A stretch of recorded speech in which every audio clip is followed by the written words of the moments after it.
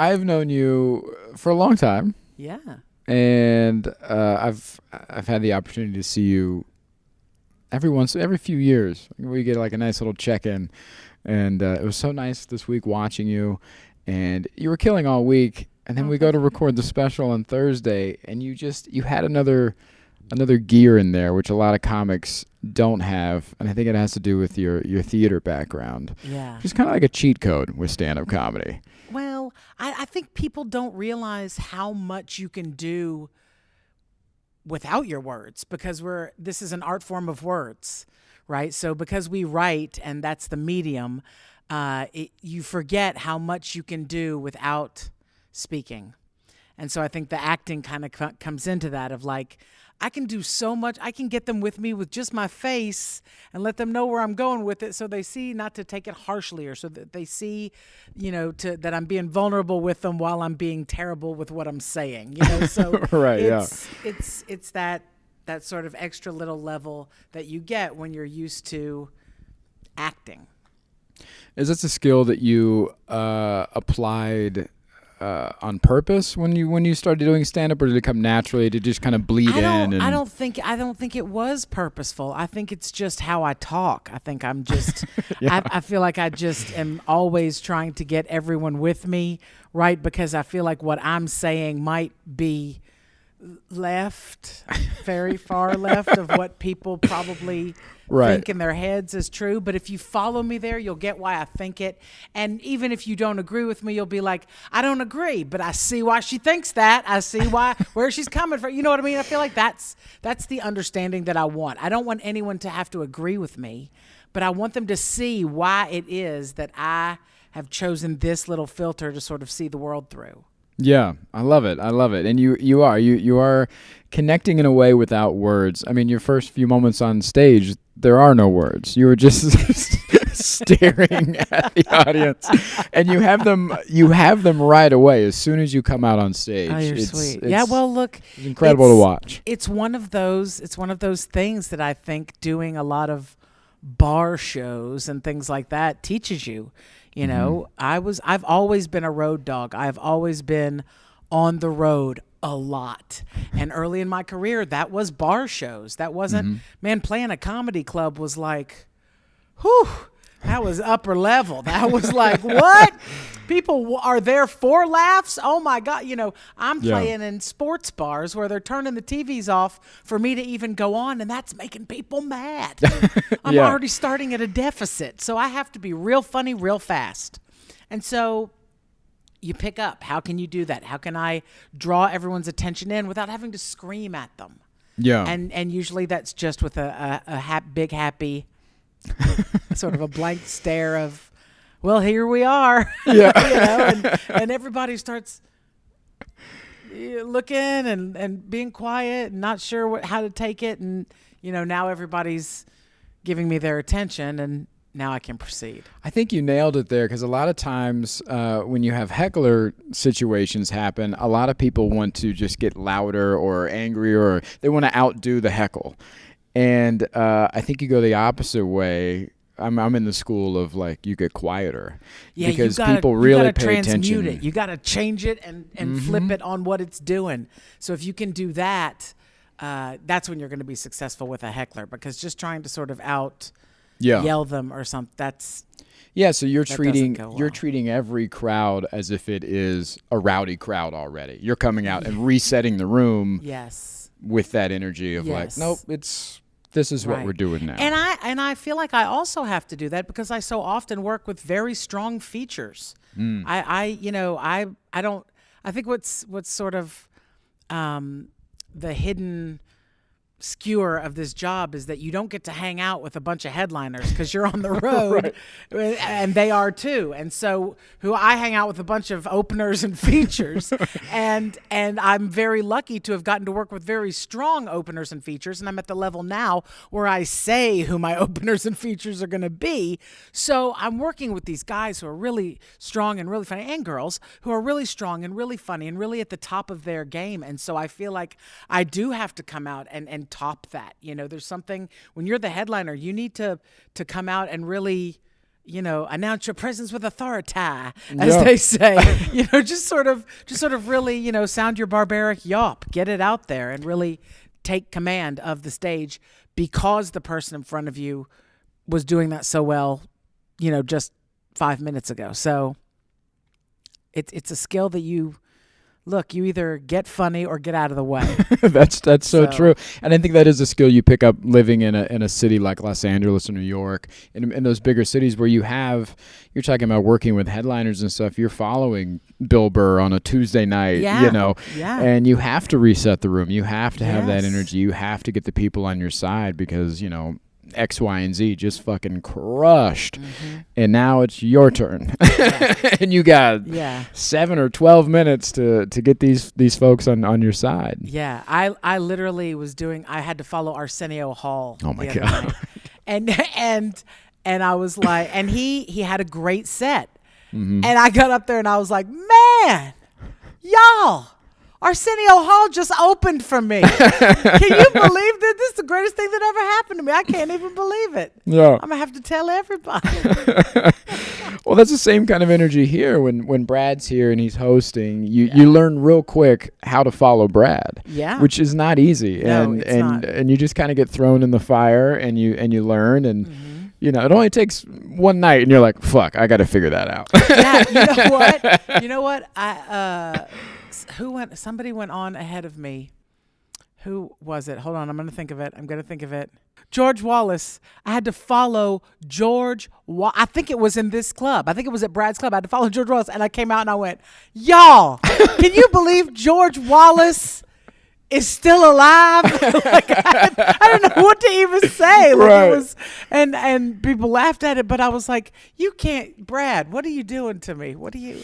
No, right? And I think what in those situations, the audience appreciates honesty. Absolutely. And if you were just to come out swinging, I've seen so many people make that mistake where they try to follow energy with energy, and that's not the answer. No, the answer is to reset them to your energy. You have to reset, and you have to be honest with them. And if a celebrity or a bigger name comes out and crushes, you have to be like, weren't they fucking great? Yeah. That was cool, wasn't it? Yeah. And then the room is yours. You can't try to be like, oh, I'm just the same as this person. You can't pretend like you're not in the room. Right. You have to come at this show the way the audience is coming at the show. And while that person was on stage crushing, you were just an audience member. Yeah. Right? And that goes for tragedy too. Kind of come at them like that. If somebody bombs or something happens in the room, so many comics will either not watch the show, so many headliners don't watch, and you're like, I watch the whole thing. That's a sin. I always you watch gotta the whole watch the show. I agree. Well, because there's so many times you can tag some of the unfunny things someone else said. Yeah. You know what I mean? I had a kid opening on the road for me, and you know him. I'll tell you who it is later. But he used to do a joke about masturbating on the road, and he would always masturbate into a sock. Okay, this was his bit. He masturbated into a sock, and so the joke never really got a big laugh. But I would come on after him and be like, wasn't he great? Oh, he's so great. And guys, we're sharing a room together. So many crusty socks, though, all over the place. Right. And I would tag it, and it would get a big laugh. Yeah. Because people would be like, oh, you just made it real because we heard him say it. So now we know it's true. He really is jizzing into socks. You know what I mean? But they feel like they know something now about the reality of it, and that's what ends up getting the laugh sometimes. So you have to acknowledge what happens in that room. If somebody bombs, I watched a comedian do a show once and a light fell. A light fell. And this dude just kept going. No. I'm like, what? What's that? What? I was like, this is either really brilliant or really dumb. And I ended up thinking it was really dumb. I thought that was an opportunity. People were there's that we all have a tension about it. Yeah. We're like, is he just gonna keep going? Is this just are we not gonna acknowledge that there's a light fixture smoldering on the stage? And he didn't. He kept going. And when he got off stage, I was like, listen, friend, I don't want to tell you what to do. Right. You're a boy. I'm sure you don't want me telling you what to do at all. But as someone who's been doing this longer, I just got to tell you, when a light fixture, look, if somebody yells something that When you don't God repeat, heckles or you, there's- you have to then, yeah. respond. But when a light fixture falls, when there's something happens that we all see, Yeah. right? There was a video of, I think it was Paula Poundstone. I love Paula.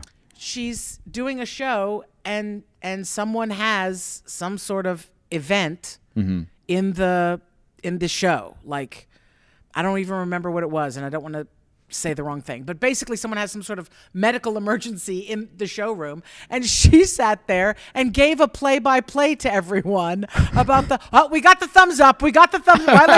Like she did play-by-play because the whole room, of Right. course, what are we going to ignore that paramedics are coming into the room, but she's also trying to do a comedy show, like, and you have to think people must be going, is this part of the comedy? Like, they don't even know what's happening, and she's trying to say, like, no, ma'am, this is really happening. Yes, none of us knew, right? She's trying to do that and be a rodeo clown while paramedics are trying to, like, help somebody, and that is a comedian. That is what it is. That you to be able to. That's why I've always, every time I do episodes of television, I'm always so amazed by the audience warm-up guy. Like that guy, and it's almost always a guy. I've never seen a girl. That's why I say guy. But I think women should and could easily do it. Can women juggle? I don't know. or do hypnosis. Throw T-shirts. But I think what's funny is to me, it is such a specific skill. Yeah. To be able to keep people distracted and because that's all they're doing. They're the rodeo clown while they're changing the scenery or moving a light or going over lines, whatever the business of actually filming a television show is. That audience has to stay up and engaged and whatever, and that's what that comedian's job is.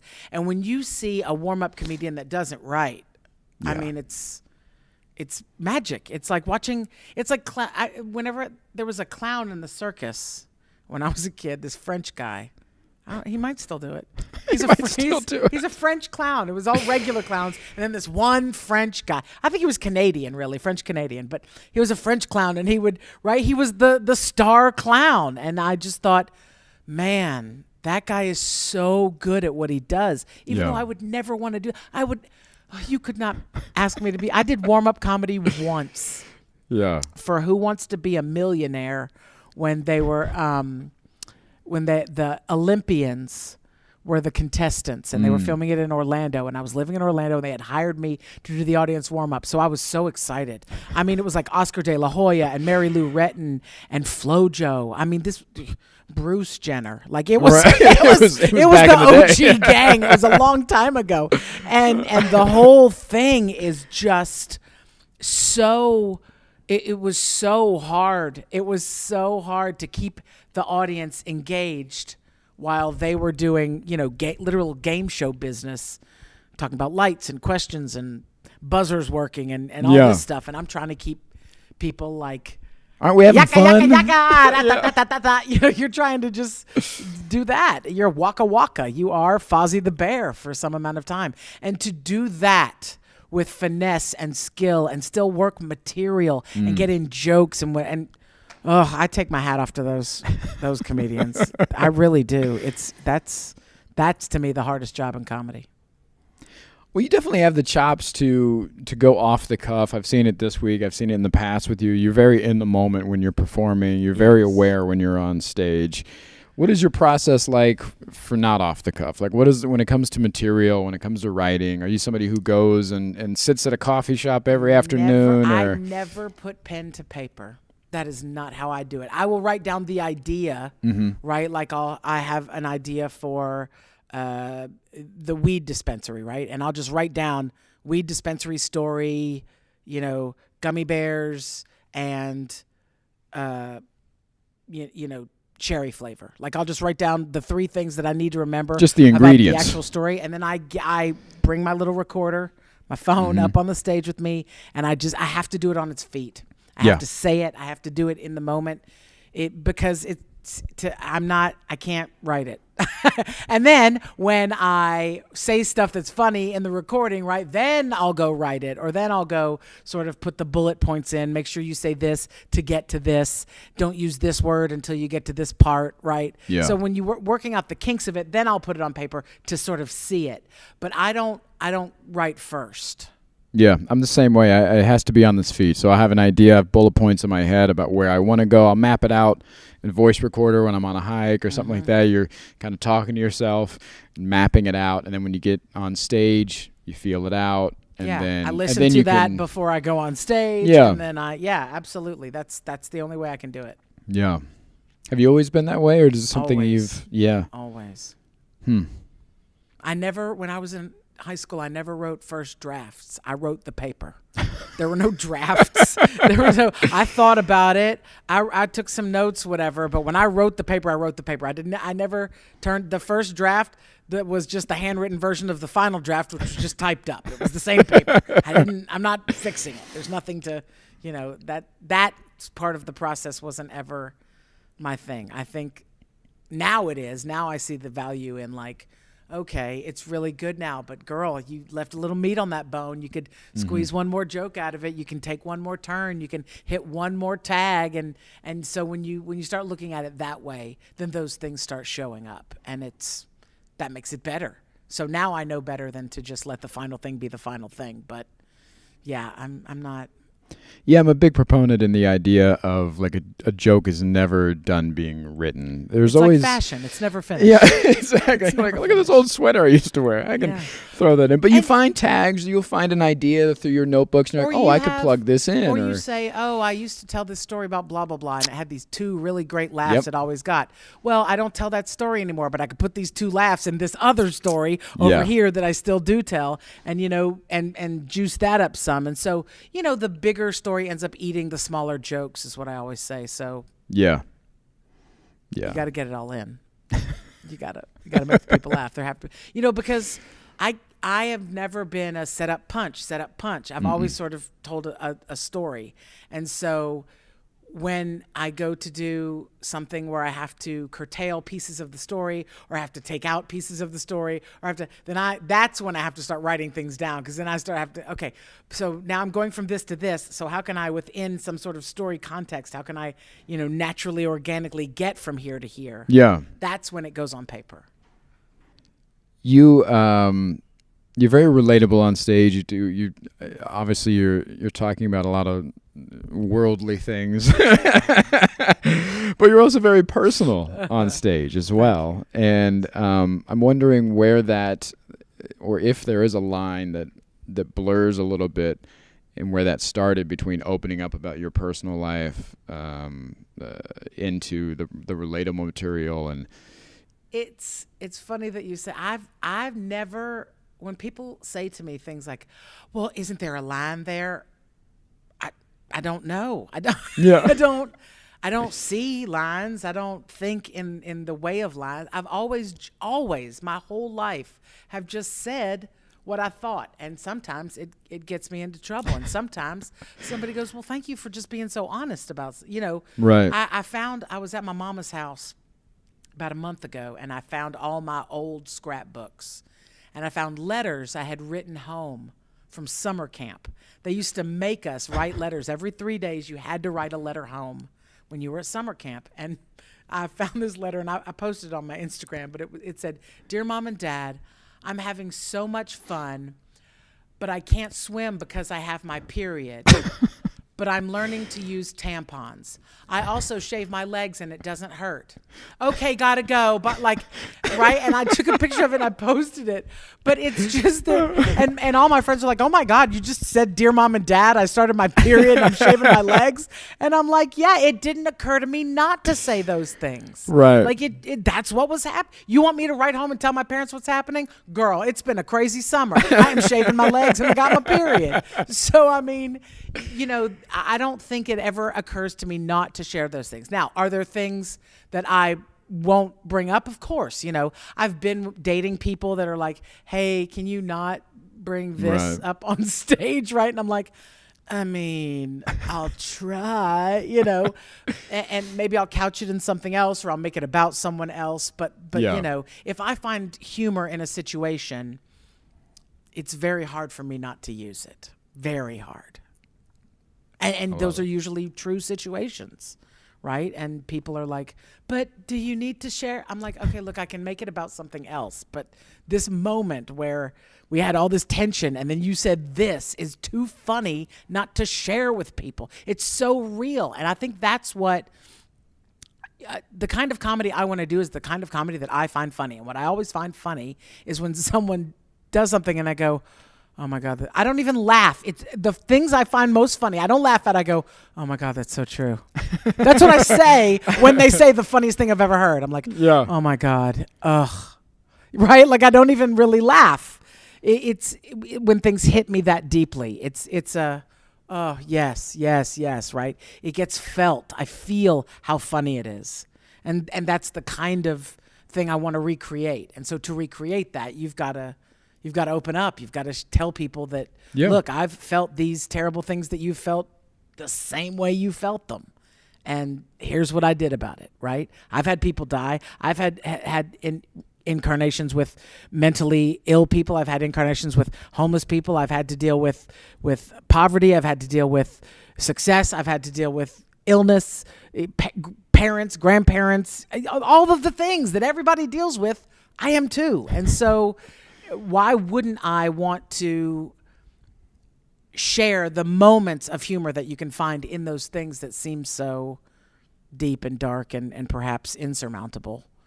I mean, you know, the way to get people to take in big things and big ideas is to make them laugh about it, you know? Yeah. Yeah.